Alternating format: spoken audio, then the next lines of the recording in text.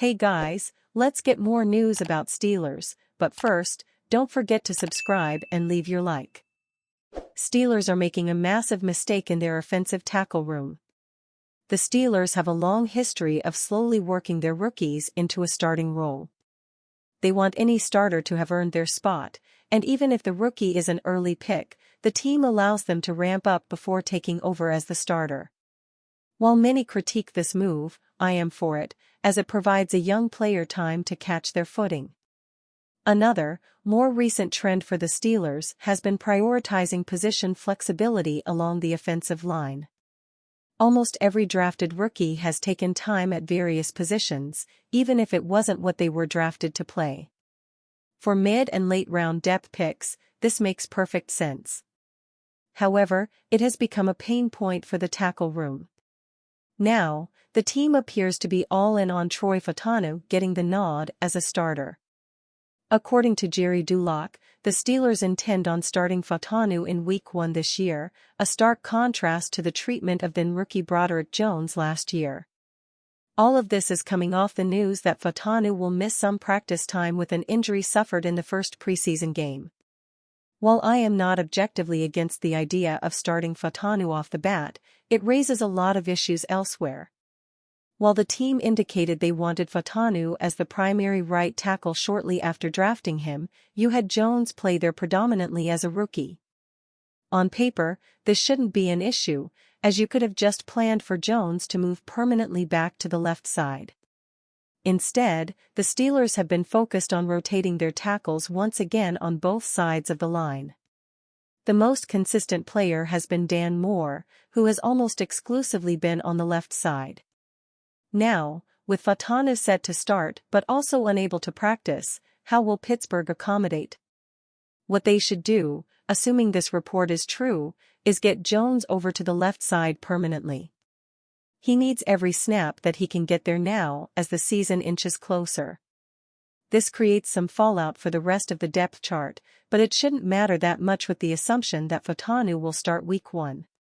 Moore can either shift to the right side, or if the team is really that adamant that he can only play on the left side, he becomes the second-team left tackle.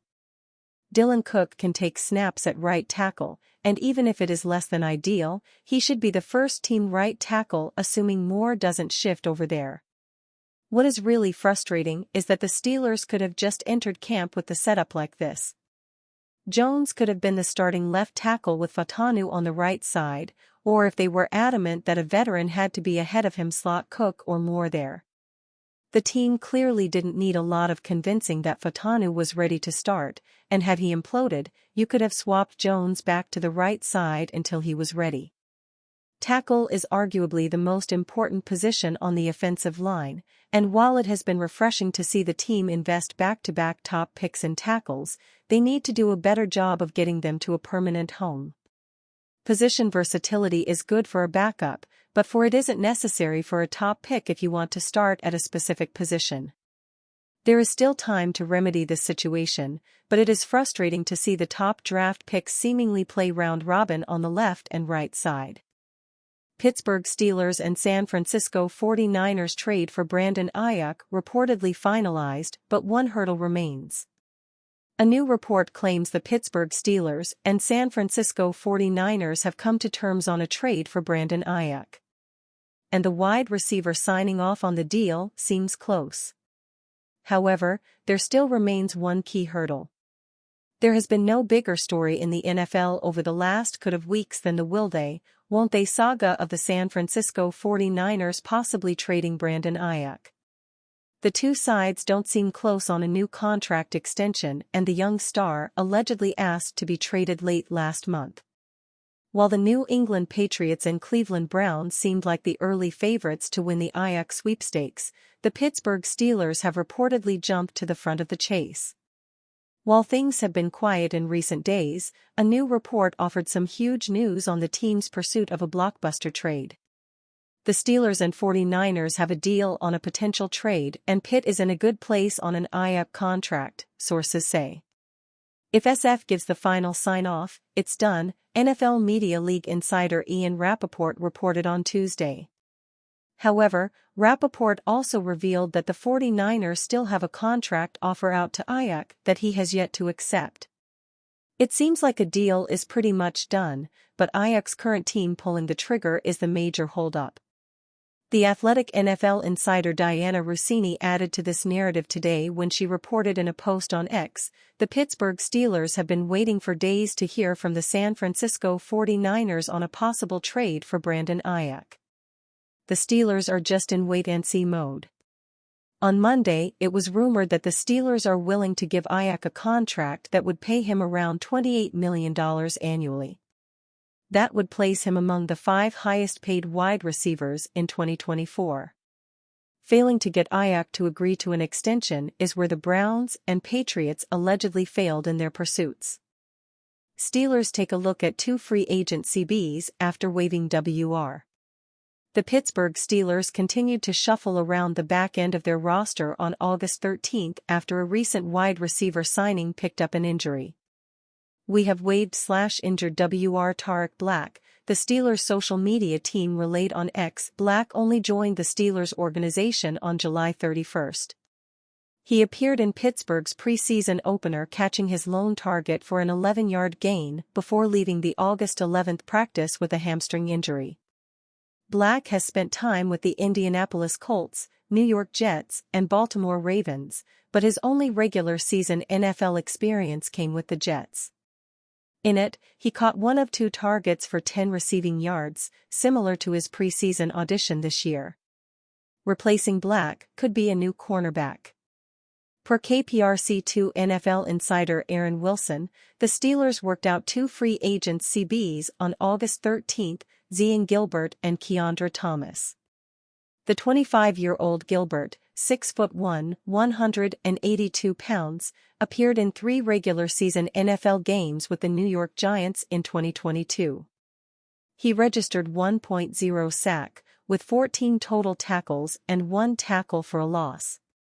Gilbert has also spent time with the Giants and Green Bay Packers practice squad since entering the league as an undrafted rookie in 2022. Thomas, 6 foot, 183 pounds, is slightly older at 26 years of age. Like Gilbert, he is a former UDFA except he first entered the league with the Cleveland Browns in 2021. Thomas has appeared in 5 regular season games, 4 with the Los Angeles Chargers and 1 with the Packers. He was only used on special teams during his brief NFL action, however, logging 1 tackle and 1 fumble recovery over 39 ST snaps. Earlier in the day on August 13, Steelers Now beat writer Alan Saunders also reported that the Steelers are set to sign former New York Jets and New England Patriots wide receiver and kick returner T.J. Luther. Later, after noting that Black was waived, Saunders made it clear that Pittsburgh does still have 1 roster spot open if Luther is signed, referencing the spot vacated by veteran edge rusher Marcus Golden when he retired. So, theoretically, the Steelers could sign Luther and one of the 2 cornerbacks listed above.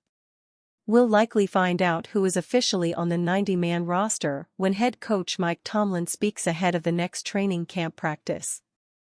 As for Luther's background, the former undrafted speedster began his career with the Jets in 2023. He went to the Pats practice squad from there and has quickly earned a reputation as a returner option given the new kickoff rules, although Luther has yet to appear in a regular season outing. There was one last Steelers transaction on August 13 as Steelers Depot informed that cornerback Kalen Barnes cleared waivers on Tuesday after being waived as injured on Monday. He'll now revert to the Steelers' reserve/injured list on a split salary. This is an expected procedural update that will either result in an injury settlement or a 1-year stint on the Steelers' injured reserve. There was news on the Brandon Ayak trade front on August 13, but it's debatable if it should be considered new news. And you fan? What do you think of the situation of Zyon Gilbert? Leave your opinion in the comments.